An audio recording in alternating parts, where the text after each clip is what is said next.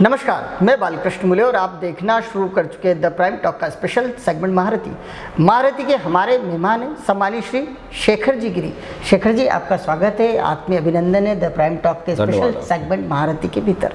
आप एक महारथी बतौर देखे जाते हैं क्योंकि आपका जो व्यक्तित्व है, आपका जो कार्य है, आपका जो छात्र राजनीति है, आपने जो बरसों बरस तक कांग्रेस की राजनीति के साथ ही आप टोरी कॉर्नर की यूँ कहें कि एक जान के रूप में देखे जाते हैं। टोरी कॉर्नर इंदौर शहर का ही नहीं, मध्य प्रदेश और देश का वो चर्चित ठिया कहलाता है, जहाँ पर कई राजनेता तैयार हुए, कई राजनेताओं ने आपस में सत्संग किया है, अलग अलग विचारधाराओं के साथ सत्संग किया है, लेकिन हमेशा सकारात्मकता ही बाहर आई है।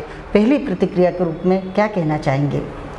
नहीं, राजनीतिक क्षेत्र के अंदर जो है जी, मतलब मैंने जो पदार्पण करा था जी, 1971 में मैंने महेश जोशी का चुनाव देखा था, जब मैं थोड़ा छोटा था, 11वीं 12वीं के अंदर था।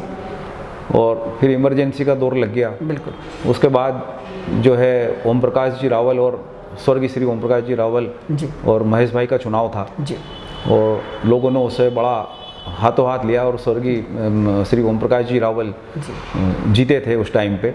जी, उसके बाद जो है महेश भाई का टिकट काट के भाई चंद्रशेखर व्यास को टिकट मिला था 1 नंबर से जी, और वो हमारा साथी था जी, और हम साथी थे हमारे जी, और हम उस दौर में राजनीतिक में काफ़ी एक्टिव थे जी, और बराबरी के दर्जे के साथ हमको लगता था कि भाई चंदू व्यास ही विधायक नहीं है, हम विधायक हैं। बिल्कुल सही बात। तो जैसे कभी थाने में परिचय कराना है जी, तो वो हमको थाने बुलाते कि भाई आज से मतलब इस थाने में मैं नहीं आऊँगा, शेखर गिरी और ओम बंसल आएंगे। क्या बात है शेखर जी, आपने जो राजनीतिक क्षेत्र में कार्य किया काफ़ी स्वर्णिम युग कहा जा सकता है और टोरी कॉर्नर की जब बात आती है तो राजनीतिक संस्मरणों का एक श्रृंखला सी बन जाती है। उन संस्मरणों को आज हम आपके मुखारबिंद से सुनना चाहेंगे कि आप जब एक्टिव हुए किस तरह का टोरी कॉर्नर का माहौल था, कौन कौन से लोग यहाँ ठिए पर आते थे, किस तरह देर रात तक चर्चाएँ होती थी, आपका खुद का पुश्तैनी व्यवसाय जो कि पान की दुकान से शुरू हुआ था, किस तरह लेते उस दौर को? भाई 1900 मैंने बताया कि 1940 से लेके 1947 के बाद जो है जी, चौराहे पे टोरी कॉर्नर पर बैठक होने लगी जी, और सारे दल के राजनीतिक लोग इस चौराहे पर आते थे।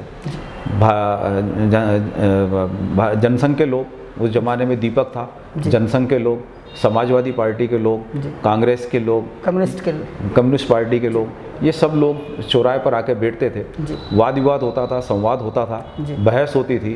पब्लिक को कुछ चौराहे थे क्षेत्र के अंदर इंदौर में, जैसे टोरी कॉर्नर हो गया या मिल इलाके में मालवा मिल चौराया हो गया या छावनी हो गया, ये 2-3 ही ठिए थे जहाँ लोग बैठते थे। लेकिन हमारे यहाँ के शहर के जब चौराहे पर कई पत्रकार, कई राजनीतिक दल के लोग, कई वरिष्ठ समाज सेवी, कई पूंजीपति, ये लोग आके जब बैठते थे और आपस में वाद विवाद होता था तो उसका सार निकलता था और लोगों में संदेश जाता था इंदौर के अंदर।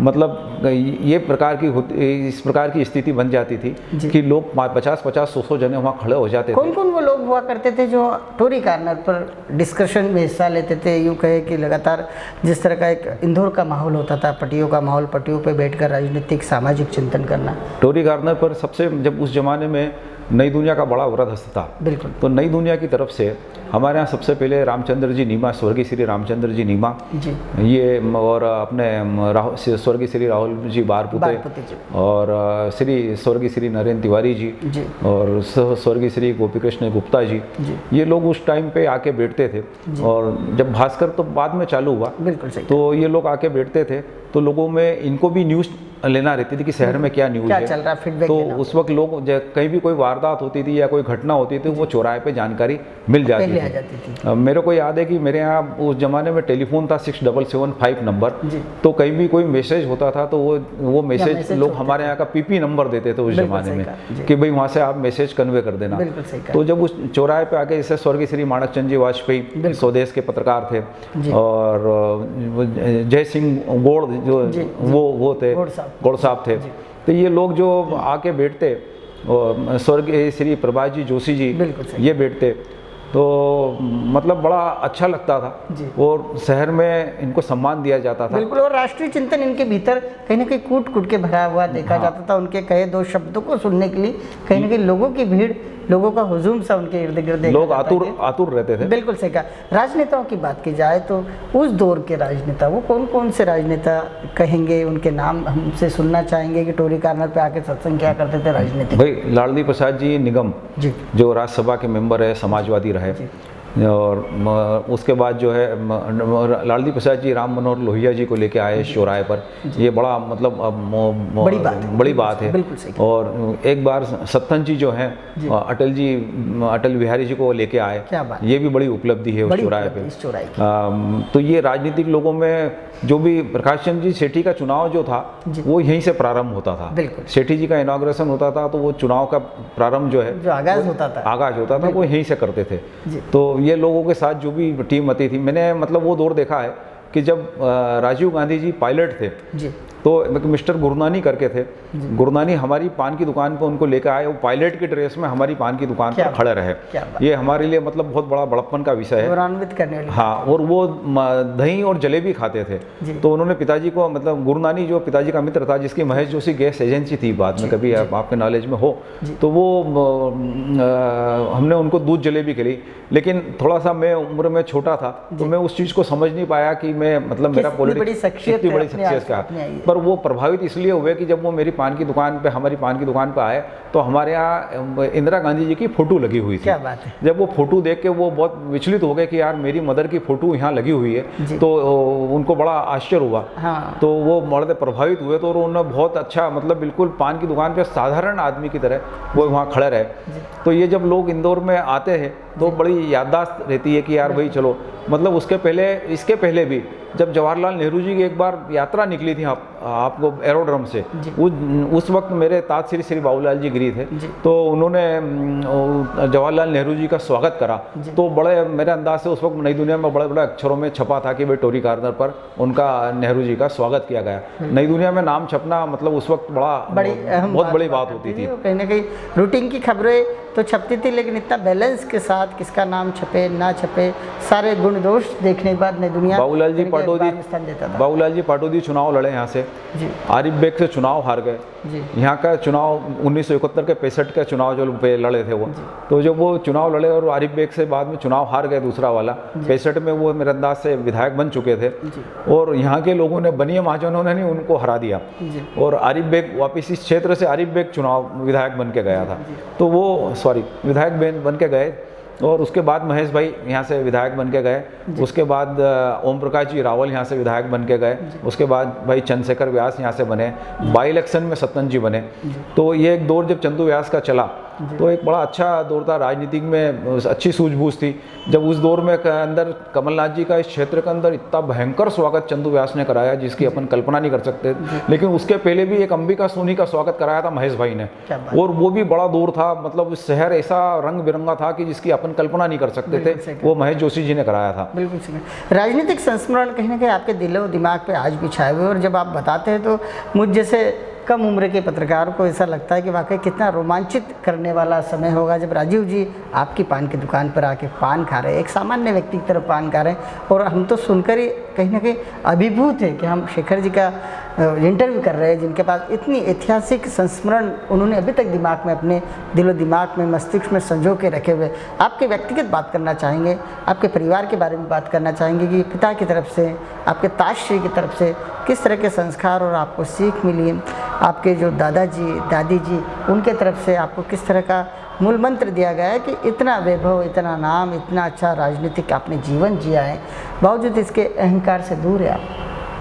मेरे ताजश्री और मेरे पिताश्री जी, ताजश्री श्री बाबूलाल जी गिरी जी, स्वर्गीय श्री मेरे पिताश्री छोटेलाल जी गिरी जी, इन दोनों ने 1940 के अंदर जी, मेरी दादी जी स्वर्गीय श्री गंगा गिरी जी उन्होंने, जब मेरे ताजश्री बाबूलाल जी ने बोला कि माँ मैं तो अब नौकरी नहीं करूँगा, तो उनके पास 27 रुपये की पूंजी थी। क्या बात? वो 27 रुपये की पूंजी उन्होंने कोई, मतलब जो चांदी के जो हाथ में पहले कड़े और पाँव के अंदर वो पहने जाते थे, तो वो पाटले बेच के उन्होंने 27 रुपये की पूंजी इकट्ठी करी, और 27 रुपये अपने दोनों बेटों को उन्होंने दिए, और 27 रुपये की पूंजी देने के बाद उन्होंने ये पान की दुकान चालू करी।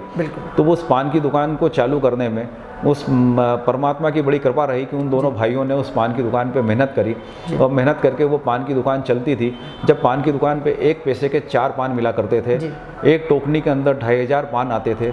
दोनों भाई मिलकर दिन भर पान लगाते, पान काटते, उसको संभालते। तो वो जब पान का दौर चलने लगा, उस वक्त इतने पान बिकते थे जिसकी अपन कल्पना नहीं कर सकते थे। तपेला 50-50 लीटर का बड़ा तपेला लाके उसमें कत्था बनाना, तो हमारे घर में वो कत्था बनता था। तो फिर हमारी दादी माँ का सबसे बड़ा योगदान ये रहा कि दादी माँ हाथ से बीड़ी बांधती थी। वो बीड़ी बांध के हम दुकान पहुँचाती थी और दुकान पे हम वो बीड़ी बेचते थे। और जब वो बीड़ी बेचते थे, जब जैसे कत्था लाना है, जब मान लो अगर पिताजी 20 किलो या 15 किलो 20 किलो या कत्था लेके आए, तो उसमें से दादी माँ क्या करती, 2 किलो कत्था चुपचाप छिपा के रख देती। या अगर सुपारी लाए तो उसमें से दादी माँ 5 किलो या 2 किलो सुपारी छिपा के रख देती। और रख इसलिए देती थी कि कल मेरे छोरे को अगर ज़रूरत पड़ेगी तो मैं उसको निकाल के दे दूँगी, कि अभी ये है तेरा काम चला। बिल्कुल ये मतलब उनका घर को कैसे अवेरना, ये मेरी दादी माँ की का आशीर्वाद रहा। ये जो चूने और कत्थे का जो कॉम्बिनेशन है, कहने कि आपकी व्यक्तिगत लाइफ में भी देखा जाता है, किस तरह चूने और कत्थे को मिलाना, उसको बनाना, उसकी प्योरिटी चेक करना, उस दौर में काफ़ी अनुशासन के साथ में खाने का कत्था बड़ा अच्छा अलग से आता है, लगाने का कत्था अलग आता है, खाने का कत्था अलग आता है। चूना, तो उस चूने को लाते, उस चूने को लाके फिर उसको गलाते हैं, उसमें से भाप निकलती, वो भाप निकल के जब पूरा ठंडा हो जाता है, फिर वो गाढ़ा जैसा ऐसा मक्खन जैसा जम जाता था। और फिर उसमें से उस चूने को लेके उसमें दही मिला के उसको, ताकि उसकी खटास थोड़ी सी कम हो जाती है। बिल्कुल। आपने आगे जाके होटल का व्यवसाय शुरू किया जिसमें चाय, आपकी काफ़ी चाय आज भी चर्चित है। इंदौर का जो भी जागरूक नागरिक है, यूँ कहें, वो टोरी कॉर्नर एक बार शेखर गिरी जी की चाय की चुस्की जरूर लेना पसंद करता है। आखिर ऐतिहासिक रूप से भी देखा जाए, पिछले दिनों की 5 दशक पुरानी भी बात की जाए, तो यहाँ पे चाय पीने वालों का मजमा लगातार देखा जाता है। क्या विशेषता होती है अपनी चाय में? भी क्या हुआ कि हम 1977 तक तो हम शामिल थे, हमारा परिवार था। 1977 के बाद हमारा बाइफर्केशन हो गया। बाइफर्केशन के बाद क्या हुआ कि मेरे को जो मेरी पुरानी चाय की और पान की दुकान थी वो हमें मिल गई। बाबूलाल जी की दुकान सामने पूर्णिमा हो गई। तो मुझे जब ये चाय की दुकान मिली तो मुझे चाय की दुकान पे कुछ न कुछ काम बड़ा करना था। तो मैं चाय की पत्ती का मैं गार्डन देखने गया। गार्डन देखने मतलब चाय पत्ती वालों के यहाँ गया, तो एक मेहता टी ट्रेडर्स वाले हैं सियागंज में, उन्होंने मुझे चाय की पत्ती दी। और एक भागीरथ वर्मा करके दूध वाले हैं, और जो अभी भी उनकी दूध की दुकान है, उन्होंने दूध चालू करा। उन दोनों का ये है कि बाज़ार से उनका भाव 1-1 रुपये ज़्यादा हर चीज़ में रहता था, लेकिन उनकी क्वालिटी इतनी अच्छी थी तो ये जिसकी अपन कल्पना नहीं कर सकते थे। तो वो दोनों के लेके अब हमने कहा कि जब चाय का काम चालू करना है तो चाय के काम को तो कि इसको नए रूप में कैसे चालू करें। तो वो हम चाय चालू करी हमने, और उसका नाम मैंने एक टिम चाय रखा। तो उसकी क्वालिटी जब अगर मेंटेन रही तो अच्छा दूध, अच्छी चाय की पत्ती, अच्छी शक्कर, ये मिला के जब हमने उसका कॉम्बिनेशन करा, हम पूरा गार्डन चाय पत्ती का खरीद लेते और टिम के नाम से हमने वो शहर में प्रसिद्ध करी और खूब दौर चला उस चाय का। तो मेरे अंदाज से जहाँ तक मेरे को ध्यान है 50 पैसे और 60 पैसे की चाय थी। और उस दौर के अंदर फिर वो धीरे धीरे जैसे दूध के भाव बढ़ते गए, 1 रुपये 5 पैसे लीटर का दूध का मेरे को ध्यान है कि 1 रुपये 5 पैसे का भाव था उस टाइम पे। 100 लीटर 150 लीटर 200 लीटर दूध आता था, वो गर्म होता, ठंडा होता, उसको मतलब उस प्रकार से धीरे धीरे उसको, तो दूध की मलाई नहीं जमने देते। मलाई नहीं जमने के कारण क्या होता था, हम उसको फेंटने के बाद वो दूध ठंडा हो जाता, तो वो दूध चिकना हो जाता है। अगर आप उसकी मलाई नहीं जमने दोगे और उसको फेंटोगे और ठंडा करोगे, वो चिकना हो जाएगा। और उस चिकने की जब वो चाय बनेगी तो वो एक बहुत अच्छी टेस्टेड चाय बनती थी। ये उसकी क्वालिटी थी। बिल्कुल, कहीं ना कहीं धैर्य और संयम तो भी देखा जाता है। तो हमने उस मलाई का त्याग करा, उस मलाई को हमने पहले प्रायोरिटी नहीं दी, हमने चाय को प्रायोरिटी दी, चाय के टेस्ट को प्रायोरिटी। एक दौर ऐसा हुआ करता था जब वर्ण व्यवस्था के तहत आपकी चाय की दुकान चलाई जाती थी, वो भी काफ़ी ऐतिहासिक संस्मरण है।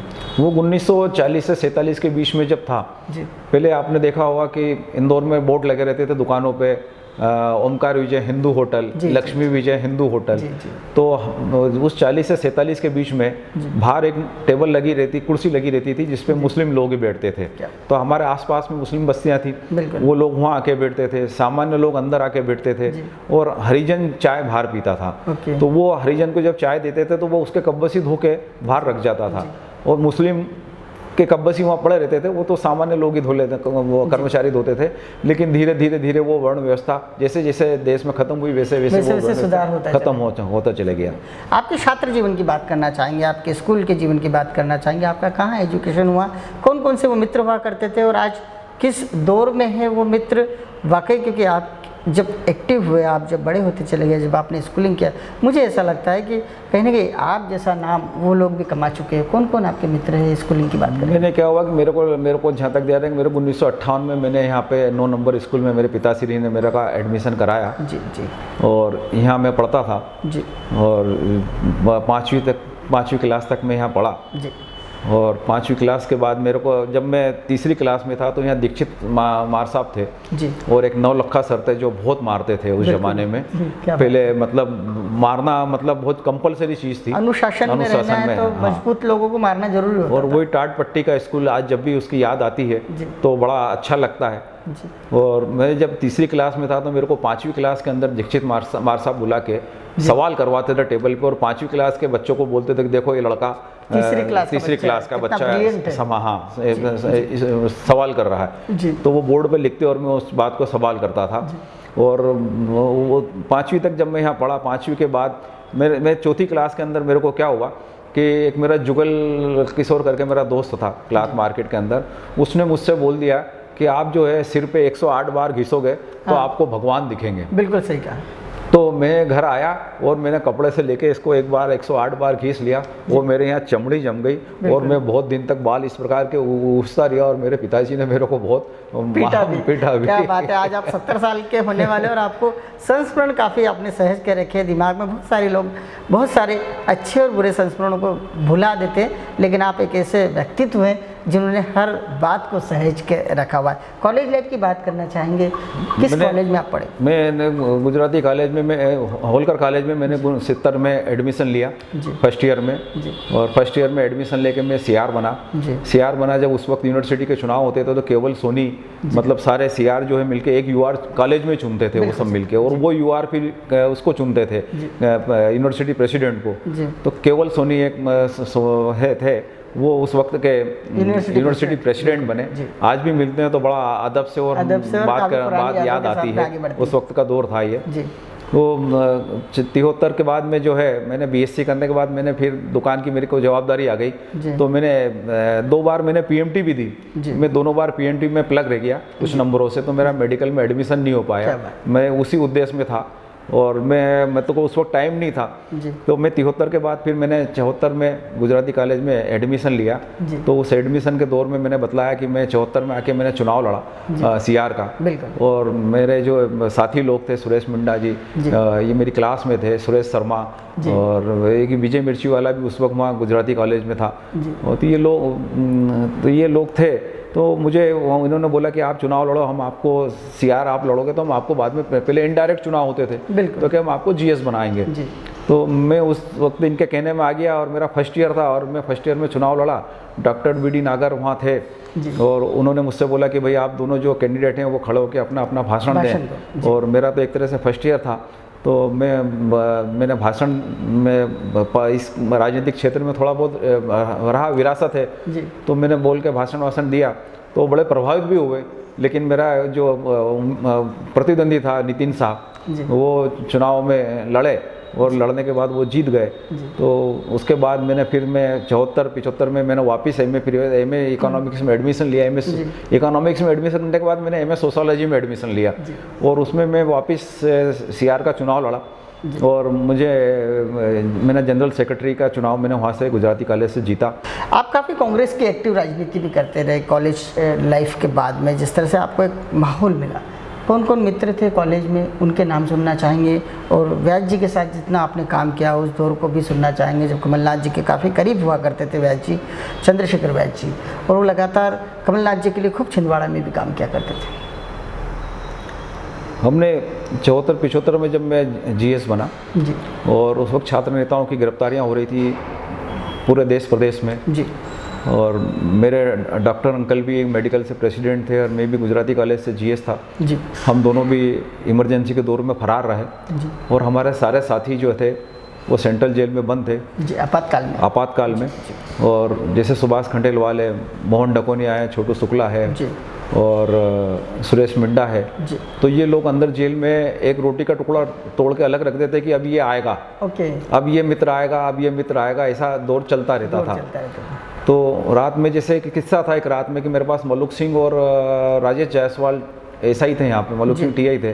ये रात में आए, सुरजीत सिंह साहब का जमाना था। हाँ, ये दोनों जने आए मेरे पास पहले कि बोले कि यार के मिश्रा कहाँ रहते हैं जी, तो वो के मिश्रा पहले यहाँ छिपा बाखल में रहता था। बिल्कुल सही कहा। तो मैंने कहा सर के मिश्रा तो छिपा बाखल में रहता है। तो मैं उनकी बात मैंने सुन के मैं गल्ला छोड़ के सीधा साइकिल लेके भगा और मैं के मिश्रा के घर गया। मैंने कहा के मिश्रा आप फरार हो यहाँ से, पुलिस आने वाली है। और के मिश्रा को मैंने वहाँ से फरार कराया। जी, जी, फिर 2-3 दिन बाद क्या हुआ कि भाई चंद्रशेखर जोशी थे जो अष्टांग आयुर्वेदी कॉलेज के लीडर थे, जी, तो वो और उमा अग्निहोत्री वकील साहब का भी आपने नाम सुना होगा। ये दोनों जने साइकिल पे बैठ के रात को 12:30 बजे पिक्चर देख के आ रहे थे। क्या बात। पिक्चर देख के आ रहे थे तो हमको मालूम था कि चंदू जोशी को पुलिस वाले ले जाएंगे। तो मैं गल्ले पे से बैठ के मैं चंदू जोशी को इशारा कर रहा हूँ। इतनी देर में मलुक सिंह ने बोला कि क्या नेता, क्या हाल है? तो नेता ने झट से हाथ उठाया। चंदू जोशी समाजवादी फक्कड़ थे, कहा है इनकलाब जिंदाबाद। और उन्हें चंदू जोशी ने मलुक सिंह से हाथ मिलाया और मलुक सिंह ने वो हाथ उनका पकड़ लिया और पकड़ के उनको सीधा थाने पे। तो वो जो थाने का जो दौर था, जैसे रात को सुरेश मिंडा को लाया या चंदू जोशी को लाया या विजय मिर्ची वाले को लाया, तो मेरे इनसे सबसे संबंध है। तो मैं रात में क्या करता, होटल से इनकी चाय पहुंचाता है, इनका नाश्ता पहुंचाता, इनके लिए सोने का इंतजाम करता ताकि इनकी रात्रि यहाँ पे थाने पे अच्छी कटे, इनको याद रहे। और इनका सामान जो था, जैसे कहीं किसी की अंगूठी या किसी का पर्स जो है वो इनके घर पहुँचा था। टोनी कार्नर की एक बड़ी हिस्ट्री और बहुत लंबी हिस्ट्री, 5 दशक 6 दशक, यूँ कहे कि 8 दशक तक की हिस्ट्री सुनना चाहे तो बहुत लंबा समय हो सकता है। लेकिन हम आपसे टोनी कार्नर नाम कैसे पड़ा? टोनी कार्नर का क्या था कि जब यहाँ बाहर हमारी बैठक होने लगी और सभी दल के लोग यहाँ बैठते थे, जनसंघ के, समाजवादी के, कम्युनिस्ट पार्टी के, कांग्रेस के, ये सब लोग बैठते थे। तो सबका जो आता है, आप जैसे कोई आएगा तो उसका सम्मान करना पड़ता था। तो हम जब उनका सम्मान करते तो भाई आओ भाई पानी पियो, चाय पिलाने। तो वो चाय इतनी क्वांटिटी पे लगने लग गई कि 50-60 कप चाय रोज लग जाती। तो मेरे ताजश्री स्वर्गीय बाबूलाल जी गिरी ने पिताजी से बोला कि यार छोटू चाय बहुत लग रही है। तो उन्होंने कहा क्या करें? तो बाबूलाल जी, हम बाबूजी बोलते थे उनको, वो गए और एक जापानी कप लाए और जापानी कप में उन्होंने चाय पिलाना चालू करी। तो उन्होंने जो गंगा प्रसाद तिवारी दद्दू थे समाजवादी कि यार तुम दोनों भाई जो है बहुत टोरी हो, और टोरी जो ब्रिटेन के अंदर एक कंजर्वेटिव पार्टी है, उसके हिसाब से उन्होंने वो टोरी बोला और उसी दिन से नाम उस चौराहे का टोरी कार्नर नाम रख दिया। गजट नोटिफिकेशन में भी दर्ज हो गया। क्या बात। और चाय का भी ऐसा प्रावधान रखा फिर हमने कि अगर चाय का कोई कप, चाय पीने के बाद अगर मान लो कप वो टेबल पर रख दे या साइड पे रख दे ऊपर, अगर उसने ज़मीन पे रखा तो उसको चाय के पैसे उसको देना पड़ेंगे। तो वो धीरे धीरे ये रहा कि वो क्या नीचे रख देता था तो कप फूट जाते थे। तो उसके लिए ये प्रावधान किया गया कि भाई कोई भी अगर चाय का कप नीचे रखेगा ज़मीन पे तो चाय के पैसे सब उसको देना पड़ेगा। कहीं ना कहीं शर्त रख दी। तो जिस तरह देखा जाता है कि आपका जो ठिया है टोनी कार्नर का ठिया, और आपके जो यूँ कहे कि आपने जिस तरह से सभी लोगों को वहाँ पे आत्मसात किया, बैठने का मौका दिया, उनके हर चीज़, उनके हर ज़रूरत का भी कई बार ध्यान दिया गया। कौन कौन से वो नेता थे? जिस तरह से मैं आपसे बात करना चाहूँगा तो सत्यनारायण सत्तन जी, गोकुल दादा भूतोड़ा, उससे पहले कि वो कौन कौन से लीडर थे जो बिल्कुल यहाँ राजनीतिक चिंतन करते सुने जाते थे? भाई बाबूलाल जी पाटोदी जो थे, पंडित श्री वल्लभ जी शर्मा, राजेंद्र धारकर जी आ जाते थे, नारायण राव धर्म भी आते थे उस जमाने में, उत्सव चंद्र जी पोरवाल थे, ये लोग आते थे। और जो दौर था इसमें, मतलब नई दुनिया के पत्रकार जब बैठे रहते थे तो इनकी आपस में पत्रकारों की, नेताओं की, इनकी सबकी चर्चा होती थी। तो चर्चा होने के मतलब इनको भी रहता था पत्रकारों को कि भाई हमको क्या जानकारी मिले, आज नेताओं की क्या मीटिंग हुई। उस वक्त मतलब लिमिटेड काम था। जैसे मैंने एक दौर देखा, मैं आपको बतलाऊं कि नरेश नारद जब अपने यहाँ कलेक्टर थे तो रात को टेलीफोन लगाते मुझसे और मुझको ये कहते थे कि भाई गोपी जी का स्वभाव कैसा है, वो मजाक कर रहे हैं या सिंसियर मूड में है। तो मैं 10 मिनट बाद नीचे में वापस जाके देखता गोपी जी मजाक कर रहे हैं, तो फिर उनका फ़ोन आता कि गिरी साहब कैसा स्वभाव, बात मजाक कर रहे हैं? तो मैं कहता हाँ सर मजाक कर रहे हैं, बात कर रहे हैं। तो क्या यार मेरी बात करा दो। अच्छा। तो वो फिर गोपी जी से बात करते थे। और गोपी जी की भी ये कला थी कि टेलीफोन पे अगर वो बात करेंगे तो जैसे अपन आपस में बात कर रहे हैं ना, इतनी दूर भी बैठे हैं तो आप बात नहीं सुन सकते थे गोपी जी की। ये उनकी विशेषता थी गोपी जी की। तो मतलब वो दौर, मतलब देखा गोपी जी, मतलब शहर के उस वक्त कहीं भी कोई घटना होती थी तो गोपी जी के लिए जानकारी आती थी कि भाई वो कहाँ मिलेंगे रात्रि में, तो टोरी कॉर्नर पर। टोरी कॉर्नर पर हर व्यक्ति का ठिया टोरी कॉर्नर हुआ करता था। यदि व्यक्ति को राजनीतिक चिंतन करना है, राजनीतिक चिंतन सुनना है, तो उस व्यक्ति को यहाँ आना ही पड़ता था। एक और संस्मरण आपके टोरी कॉर्नर से जुड़ा हुआ है, आपके होटल से, आपकी पान की दुकान से। उस समय रेडियो का ज़माना था, लाइसेंस लेना पड़ता था रेडियो भी बजाने के लिए, यूँ कहे कि सुनने के लिए भी लोग यहाँ पर आते थे केवल न्यूज़ सुनने के लिए, समाचार सुनने के लिए। उसे किस तरह आज याद करते हैं? भाई रेडियो पान की दुकान पे शुरू में लगाया पिताजी ने जी। और जब पान की दुकान तो 8:15 बजे न्यूज विविध भारती की न्यूज आती थी आकाशवाणी से जी। और ये विविध भारती है, अब आपको समाचार सुनाए जाएंगे। बिल्कुल सही। और जब वो समाचार चालू होते तो पान की दुकान के आसपास 5-25 जने 50 जने खड़े हो जाते समाचार सुनने के लिए। लेकिन 50 जनों में उतना कन्वर्ट आवाज़ नहीं हो पाती थी, तो भीड़ लग जाती थी, तो उसमें थोड़ा सा ग्राहकी में डिस्टर्बेंस होने लग जाता था। तो फिर पिताजी अंदर एक होटल में भी रेडियो लाए, और वो जो वॉल वाले रेडियो चलते थे उस ज़माने में, और वो रेडियो से फिर वो न्यूज़ का दौर था। 8:15 बजे बराबर जो है आसपास के नागरिक जिनको न्यूज़ सुनना है वो बराबर एकत्रित हो जाते कि चलो भाई अपन टोरी कॉर्नर पर न्यूज़ सुन के आएंगे। और फिर उसी न्यूज़ की चर्चा रात में जो है जो सत्संग बैठता था उस सत्संग में होती थी। ये दौर था उसमें। फिर क्या जैसे टोरी कॉर्नर का जो था ना, बाबूलाल जी ने क्या करा, टोरी कॉर्नर पर कई मुशायरे कराए। बेकल बलरामपुरी और नीरज की नाइट कराई। जब नीरज इंदौर में गोपाल दास जी नीरज जब इंदौर में पहली बार आए तो उनका 300 रुपये उनका मुआवजा था, 300 रुपये फीस थी उनकी। तो जब उस दौर में मेरे पिताजी ताजश्री बाबूलाल जी ने क्या करा कि उनको 300 रुपये और दिए, तो वो बड़े खुश हो गए कि अतिरिक्त खुश हो गए कि उनको जब मेहनताना मिला। तो वो जब पारिश्रमिक उनको मिला तो उस का परिणाम ये रहा कि जब भी वो इंदौर आते हैं तो वो आते ये पूछते हैं कि बाबूलाल जी गिरी के क्या हाल हैं। ये मतलब उनका बड़प्पन रहा वो कि ये दौर था। बेकल बलरामपुरी और नीरज जी की अभी मैंने कई सुनी थी, उसमें उन्होंने वापस टोरी कॉर्नर का जिक्र किया था। काफ़ी रोमांचित करता है यदि हमारे ठिये के जिक्र जो है पूरी देश दुनिया में होते हैं और इतने बड़े लोग करते हैं जिन्हें दुनिया के लोग पहचानते हैं। जिस तरह से टोरी कॉर्नर के बारे में एक बात होती है कि खेलों से जुड़े लोग भी यहाँ पर काफ़ी सक्रिय हुए उन दिनों में। कौन कौन लोग हुआ करते थे जो टोरी कॉर्नर आते थे, जिन्हें गिरी परिवार की ओर से बहुत सारी मदद भी मिला करती थी? अखाड़ों की बात की जाए तो लखागुल की लाल मिट्टी को मुलायम करने का काम भी गिरी परिवार ही करता था। भाई हमारे यहाँ छाछ बनती थी जी, छाछ बनती थी। वो छाछ हम अखाड़े में पहुँचाते थे, अखाड़े में पहुँचाते थे। छोटे रतन पहलवान, भगवती पहलवान ये कुश्ती लड़ा करते थे। हम भी बचपने में उनकी कुश्ती देखने जाते थे।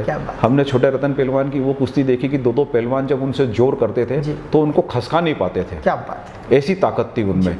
तो वो दौर जब जाते थे तो हमको भी पिताजी अखाड़े पहुँचाते थे कि जाओ भाई अखाड़े जाओ। तो अखाड़ों का ही दौर था। तो इस प्रकार का जो थी, जैसे हम बाद में गुरु हनुमान जो है,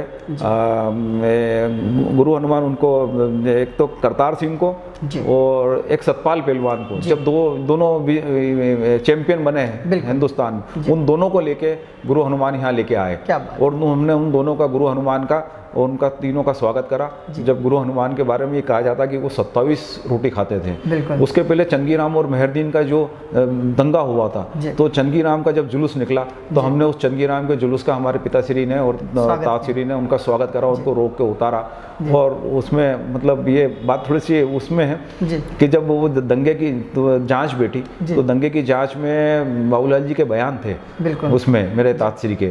तो एक सक्सेना करके एसडीएम थे उसमें, तो उन्होंने बड़ा बयान दिया पूरा टोटल क्लियर। तो वो बोले कि यार तुम बड़े हिंदू माइंडेड हो।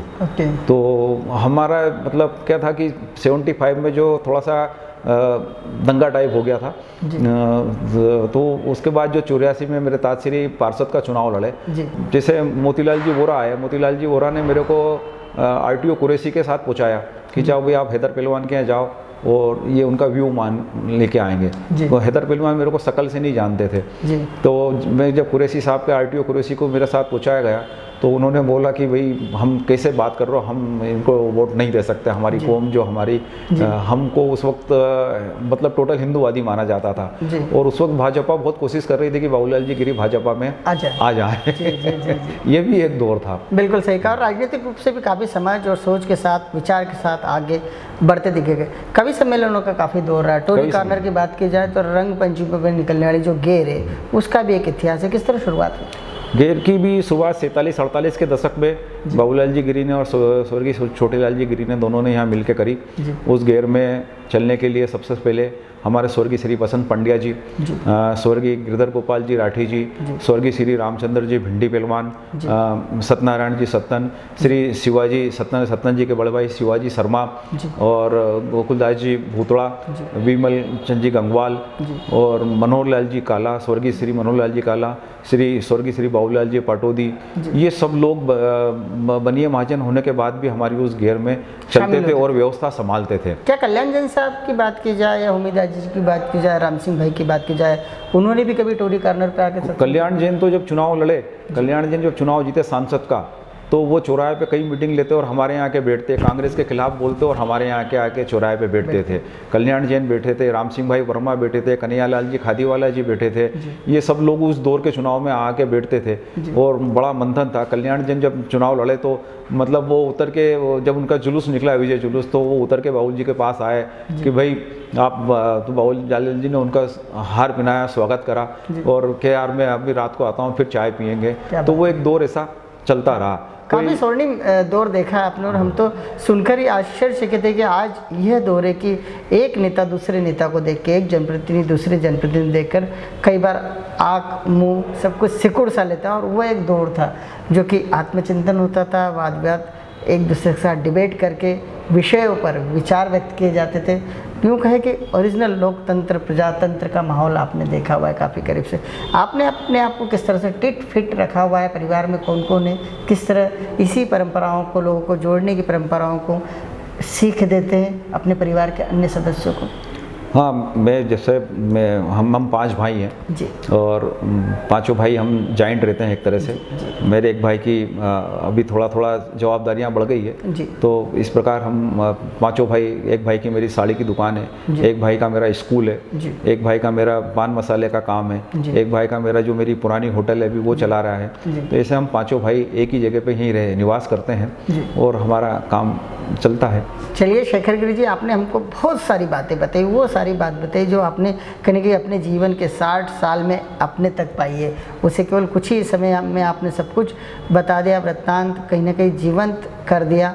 पूरे इंदौर शहर के सबसे पसंदीदा ठिए टोरी कॉर्नर को आपने हमसे चर्चा की, एक महारथी बतौर चर्चा की, क्योंकि हमें ऐसा लगता है कि अलग अलग क्षेत्र में, चाहे वो राजनीति का क्षेत्र हो, खेल की दुनिया हो, सामाजिक क्षेत्र हो, हमारी जो सनातनी परंपराएं, धार्मिक आयोजन, पारंपरिक आयोजन जिसमें आप हिस्सा लेते रहे बरसों बरस तक, हर विषय को टच करते हुए आपने बात की। आपने खेल की दुनिया, खासतौर से कुश्ती की दुनिया के भी उन पहलवानों के नाम अपनी जुबान पर लिए, संस्मरण के रूप में लिए, जिन्हें लोग आज भुला चुके हैं लेकिन आज आपके दिलो दिमाग पर अभी भी छाए हुए। आपने हमसे चर्चा की, द प्राइम टॉक से चर्चा की बतौर महारथी। आपका बहुत बहुत धन्यवाद। आप इसी तरह दीर्घायु रहे और सभी लोगों को आशीर्वाद देते रहे। नमस्कार। बहुत बहुत धन्यवाद।